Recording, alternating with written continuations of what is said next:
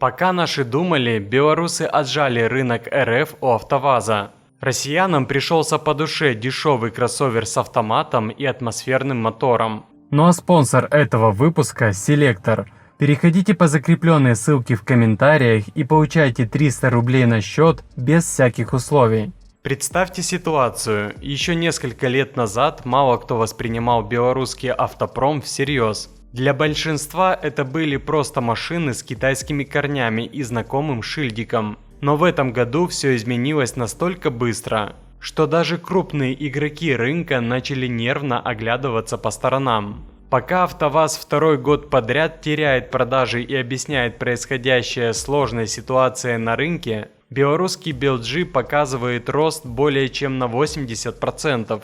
И самое неприятное для Лады даже не сами цифры, а то, каким способом этот рост достигается. Но прежде чем мы продолжим, предлагаю поучаствовать в конкурсе, где вы сможете выиграть денежные призы от нашего партнера. Условия очень простые: быть подписанным на мой телеграм-канал, перейти по ссылке в закрепленном комментарии и зарегистрироваться в проекте партнера. И когда вы это все сделали, вам только остается отгадать, за сколько белорусы продают свой доступный кроссовер в России. Свои правильные варианты пишите в закрепленном посте в моем телеграм-канале. И первые 5 человек, которые ответят правильно, получат по 2000 на баланс аккаунта от нашего партнера. BLG делает ставку не на громкие обещания, красивые презентации и рассказы о светлом будущем. Они заходят с другой стороны.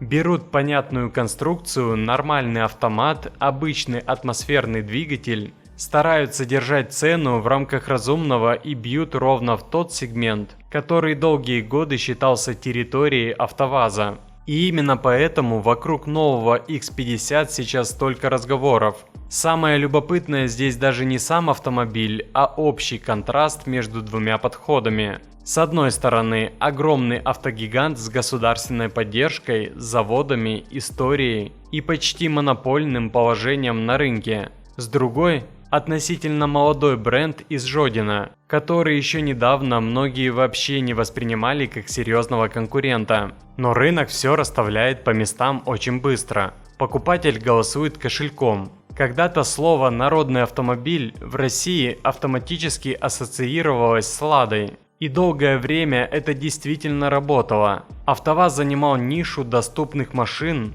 альтернатив которым почти не было. Но проблема любой монополии в том, что она расслабляет. Если покупатель все равно придет, зачем слишком сильно стараться? Зачем бороться за качество, оснащение и честную цену? И кажется, именно эта уверенность в собственной неприкосновенности постепенно сыграла с АвтоВАЗом злую шутку. Кстати, бонус от Селектор все еще в закрепленном комментарии. Кто хотел, забирайте. Посмотрите на последние новинки АвтоВАЗа. Искру презентовали как чуть ли не будущий народный хит. Людям фактически намекали на цену около 1 000 000 рублей. Многие действительно поверили, что появится современный и относительно доступный автомобиль. Но потом оказалось, что реальность совсем другая. Базовые версии стоят намного дороже ожиданий, а нормально оснащенные комплектации уже заходят на территорию цен, где раньше люди смотрели совсем на другие машины. И тут возникает главный вопрос. Если за автомобиль с минимальным оснащением просят почти как за полноценный кроссовер, то почему покупатель должен оставаться верен бренду только из-за привычки?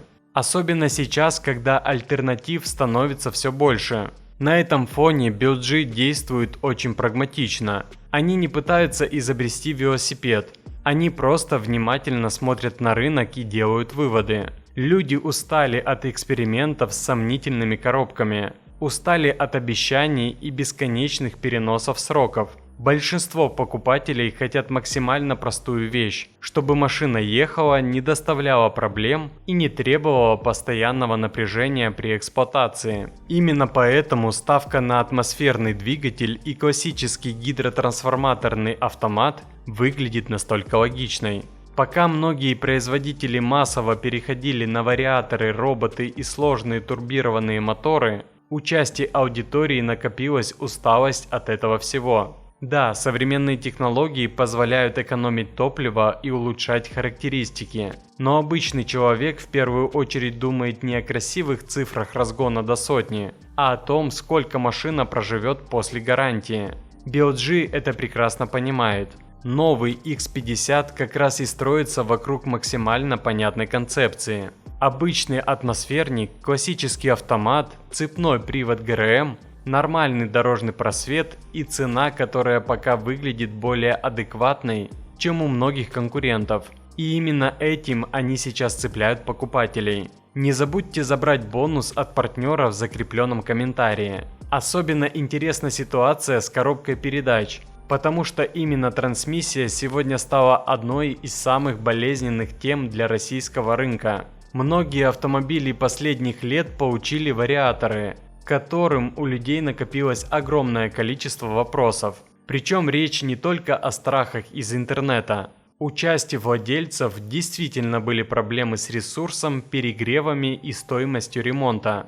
На этом фоне появление классического автомата воспринимается почти как праздник. Люди банально соскучились по нормальным гидротрансформаторным коробкам, по агрегатам, которые спокойно переваривают городскую эксплуатацию, пробки и не заставляют нервничать после каждой поездки.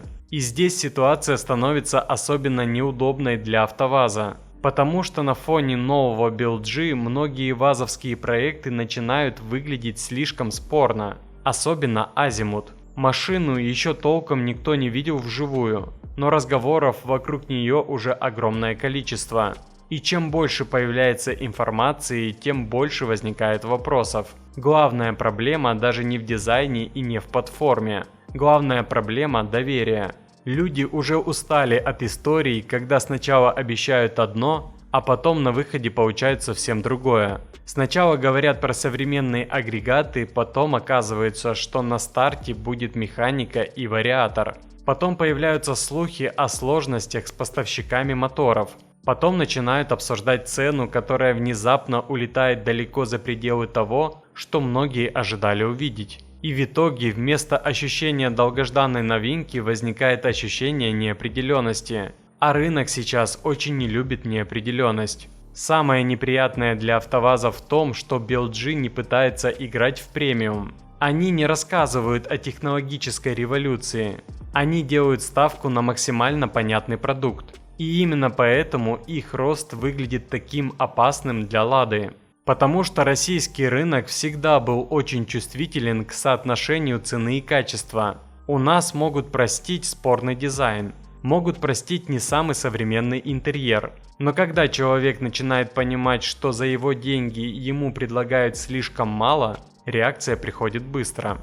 Особенно сейчас, когда автомобили стали очень дорогими. Для большинства покупателей машина – это уже не импульсная покупка в кредит, а огромные деньги. И люди начинают считать буквально все. Какой двигатель стоит, какая коробка, есть ли оцинковка, насколько дорого обслуживание, что будет через 5 лет.